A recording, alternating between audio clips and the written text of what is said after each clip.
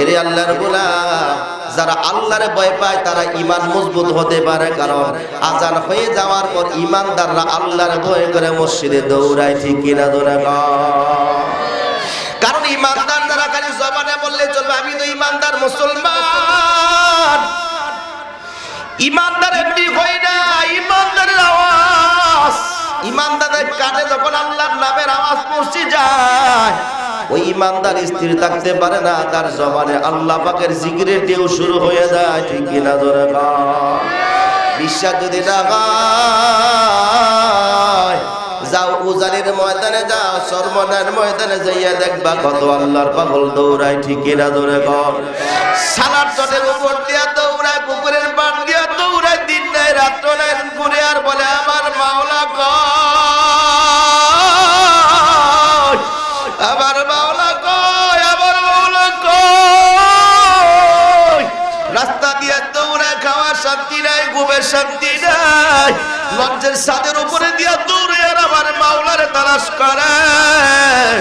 ওরে আমার যুবক ভাই, কত জায়গায় যাও, একবার সরবরার ময়দানে যাইয়া দেখো কত জিকিরের আওয়াজ তুমি পাইবা, ঠিক কিনা জোরে কও। পাগলের মিলন মেলা, দুনিয়ার কোন পাগল না, আল্লাহর পাগল।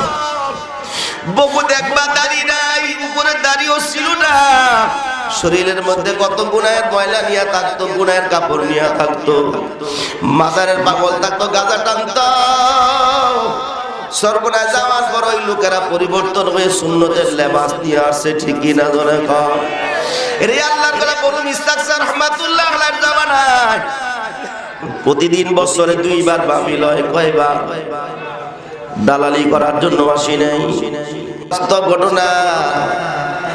একবার ইস্তাগফার রাহমাতুল্লাহ আলাইহির জামানা একজন, ওই আপনারা দেখবেন যারা সর্বনায় গিয়েছি, স্বেচ্ছাসেবকদের খাবার রান্না করার জন্য আলাদা পাতিলের ব্যবস্থা আছে না নাই? কথা বল নাই? আলাদা পাতিলের ব্যবস্থা আছে, আলাদা রান্না করা হয়, বাবুর্চি আলাদা হয়। কিন্তু ওই মাঠের মধ্যে একটা প্রথম দিন আর দ্বিতীয় দিন শরীয়ত সম্পর্কে বয়ান হয়। কি কর বয়ানের দাঁত আলাদা, শরীয়ত মানে সম্পর্কে আলোচনা হয়। প্রথম দিন আলোচনা হয়ে যাওয়ার পর মাগরিবের নামাজের পর দ্বিতীয় দিন আলোচনা হইতেছি, বাবুর্চি সাহেব চুলার মধ্যে আগুন ধরে ভাত রান্না করতেছে, টকবক করে পানি ফুটতেছি, তার খেয়াল কিন্তু আগুনের দিকে না, আল্লাহর গোলামের খেয়াল হলো ওই বয়ানের দিকে। জোরে কোন আল্লাহু আকবার। যখন মাগরিবের সম্পর্কে আল্লাহর পরিচয় সম্পর্কে আলোচনা শুরু হয়, ওই বাবুর্চি লাফায় আর বলে আল্লাহ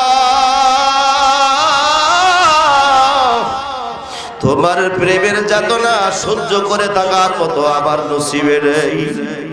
ওরে মালিক, তোমার পাওয়ার জন্য তো সর্বনাশ ময়দানে আসছি, আমি তোমার পাওয়ার জন্য কত রাস্তা দিয়া ঘুরি, বাজারে যাই, বিভিন্ন জায়গায় যাই, তাহাজ্জুদের বিছানার মধ্যে সিজদা দিয়া তোরে কত তালাশ করি।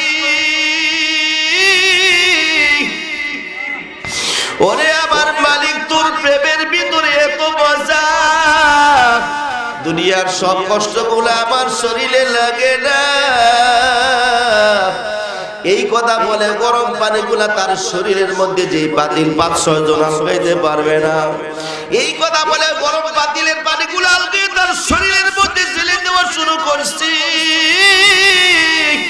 আল্লাহর গোলাম কাঁদতে আর বলে দুনিয়ার আগুন আমার কাছে কিচ্ছু না, আমার কাছে তোমার প্রেমের আগুন পুরো দাও।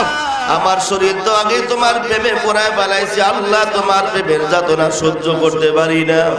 পাতিলটা ফেলে দিয়ে আগুনের মধ্যে লাফ দিয়া পড়ছে, তারপর আল্লাহর গোলামের শরীরের মধ্যে আগুন লাগে নাই, লাফায় আর বলে আল্লাহ আল্লাহ আল্লাহ বলে লাফায় আর আল্লাহ আল্লাহর জিকির শুরু করে দিলেন।